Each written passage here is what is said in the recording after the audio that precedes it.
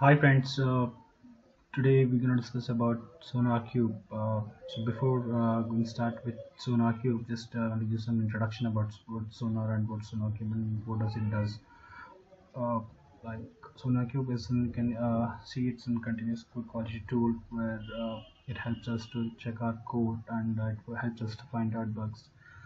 And like, are we following any specific coding guidelines or not?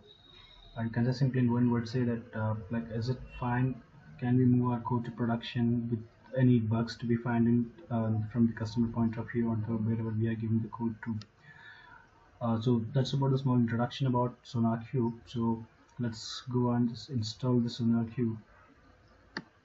So we have latest is 7.0, and if you want to go to any other downloads, just you can click uh, other downloads and you can find show all versions. You can get show all versions. I'm going to install 6.5, and in my system I've already been downloaded that, and just you need to extract that and navigate to bin folder. It provides support for Linux as well as Windows. It's been installed on Windows 64-bit, uh, and you need to make the services up. You need to run this .bat file. It's nothing but sonar.bat. So once you double click on that, it will be started, and by default SonarQube services will be executing or running on 9000, which is 9000. It may take some couple of seconds.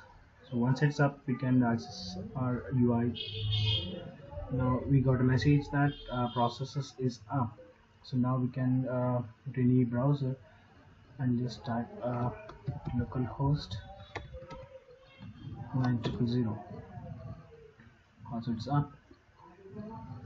We have two things. Generally, SonarQube will provide two credentials as per as every applications we have. A user and an admin user will be there. So when it comes to admin, we have the two password. We have the password as login details are admin and admin.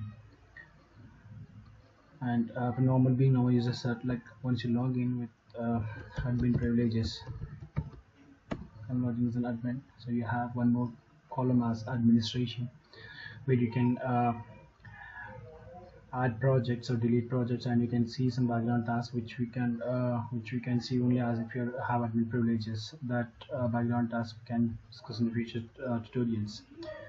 And by default Sonar will be provided with the embedded database, which is not efficient, which can be used for only like evaluation process, which we have mentioned on this website itself. And so to know what versions you have installed, just in the bottom you can see it's version 6.5, and the database is the embedded database, which should be used for only evaluation process according to the Sonar Cube. So this is all about a basic installation process of Sonar on Windows. Thanks for watching.